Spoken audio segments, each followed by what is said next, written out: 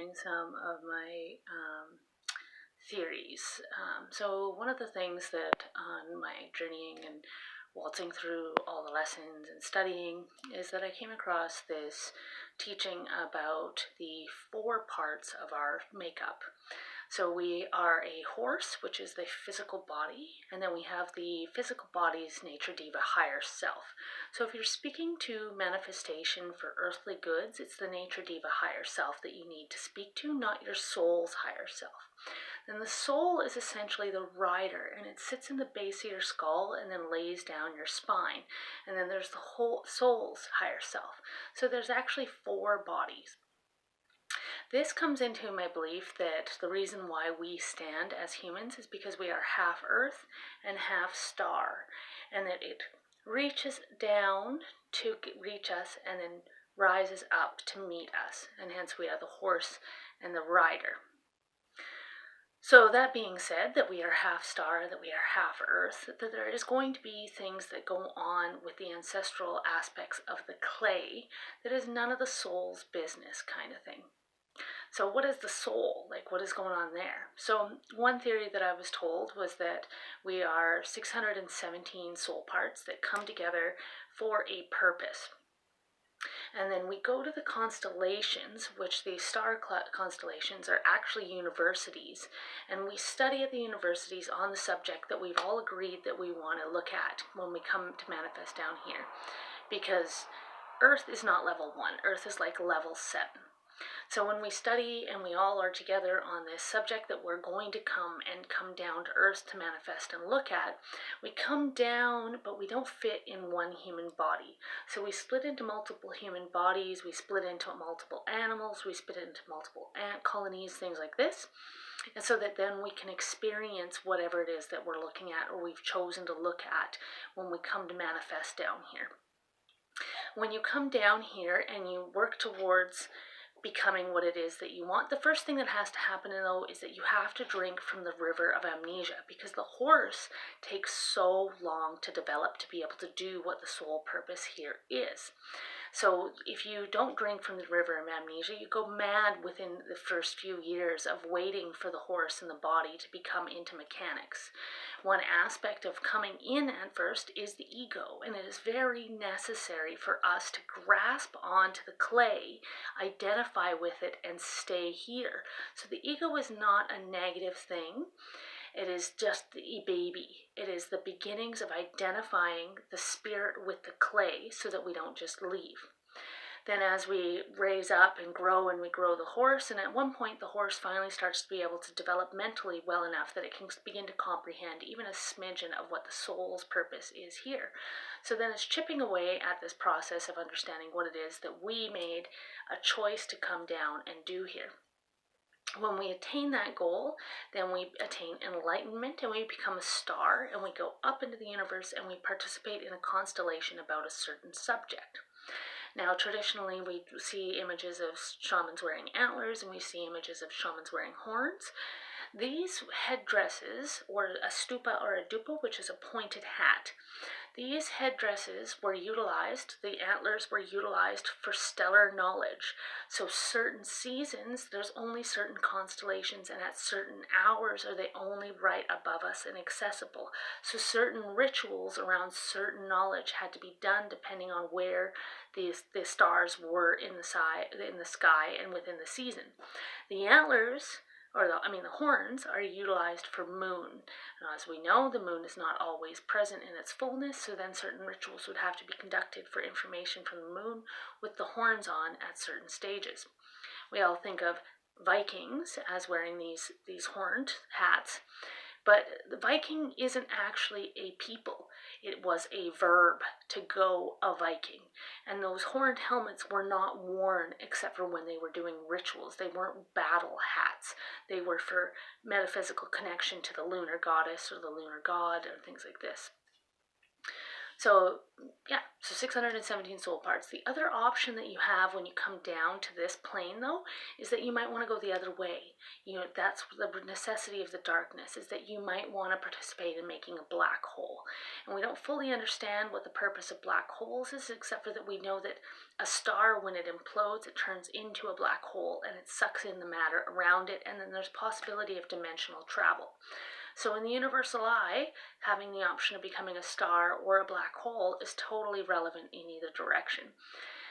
When it comes to compounded ancestral trauma, I spoke about how we are making our way through these piles of bodies right now so that we can ascend up to what we need. So at one stage, I was feeling pretty conflicted about all the witch burnings and the genocides and the amount of trauma that has gone on. And I was feeling pretty perturbed, like, why didn't we just heal it? Why did it go like this? And I was feeling pretty agitated with that. The message and the download that I got, though, around that in response was that we needed compounded trauma, similar to constipation, so that there would be layers and layers and layers of this trauma that then can be transmutated into medicine. So as we're healing at this time, we're healing ourselves, but we're also beginning to push into this cake of ancestral trauma, which then when we come back into the forge and we begin hammering out these minerals and these materials that we now have in mass that we wouldn't have had if there hadn't been 1,000 years or a couple hundred years of this trauma being left. Now we have excess amount of material to make swords, keys, things that we would not have been able to do had we just immediately healed that trauma right off the bat. So it's a very interesting time because we're in a process, as we heal ourselves, we're actually mining into ancestral trauma, so it can be much more intense.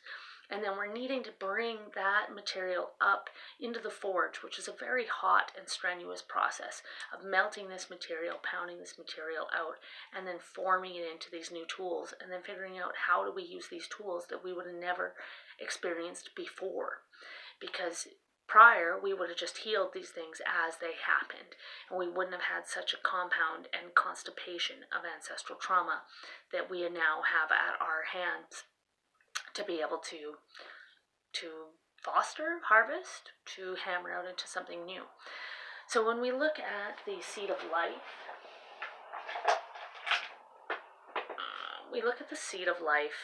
and all through the cultures there is this form of the seed of life. This is just a little version of the seed. As for there's a bigger version that is this, going larger and larger and larger. So when we look all across ancient cultures, there is this symbol. And this static symbol is flat and not moving, but these geometric shapes, these sacred geometric shapes, they actually breathe, and they have an inhale and an exhale point. As we came on to manifestation of this planet, originally we were small people. We were very little. And we go into the frequency of Phi and then out of the frequency of Phi as bridge builders at that time. What also happens is that there is a constellation called Sirius that orbits around the Earth in an oval. As it goes away from the Earth, we go out of frequency of Phi. We grow a little larger because circle square just keeps getting bigger. And we get a little larger, but we get destructive and kind of stupid as it goes out. When it's farthest out, then when it starts coming back in, we start to get back in sync with Earth, with what's considered Christ consciousness, where we have this state of Eden and we're perfectly in sync with the planet. Right now, it has gone out and it's just beginning to curl its orbit and coming back. And we see a variety of people waking up, becoming more aware of the things that we have to do. But we are in one of these little transition points. And these little transition points from one petal to the next, so it's more like these big petal to the next petal. When we're at these transition points, it's actually a twist. It's not flat. But at these transition points, we go out. We're currently out of frequency of Phi. And so we're destructive as a species when we're outside of frequency of Phi. We've grown. And then when our trouble is at this time is that the world will get small. Anytime that this has happened, at one point 85% of the life on the planet died off. At another stage, 95% of the life on the planet died off. Octopus made the cut both times. So very interesting. Go chat to an octopus perhaps. And So we're at one of these pinch points between the petals, and those petals are different dimensions. So apocalypse just means a new world. It's the destruction of the old and the beginning of a new. So we're at this twist point where historically this is when the world gets small. So there is a lot of death, there is a lot of destruction. 85% of the life on the planet might die, 95% of the life on the planet might die. And it's a turbulent time where the earth shifts her poles, currently shifting from north to south to east to west, which means it's going to require a flooding time is going to happen, and then a refreeze and an ice age is going to happen. Most of us probably will see some of the flooding and the world getting small. Lots of us probably won't get into the ice age, but it is something that was going to happen eventually in the next couple thousand years, maybe sooner, that kind of thing. But it's just one of these pinch points in the seed of life, transitioning us into a different dimension of being, they would say, with something like the seed of life. They would say these are different dimensions that we live in. And so we're at this pinch point, and we just need to be very careful that we don't completely wipe ourselves out and that we appropriately build the bridge. But we also have to accept that there's a certain amount of the world getting small that is going to happen at this stage, because this is just something that goes on with the fractaling of the universe. Sirius has just begun its orbit back towards us. During this time, this is where we'll build these bridges. We'll start to get more in sync. We'll be opening up psychically. And then once it swoops back around the Earth, that's when we'll be in this bliss state. We're supposed to become a 13-foot species at that point.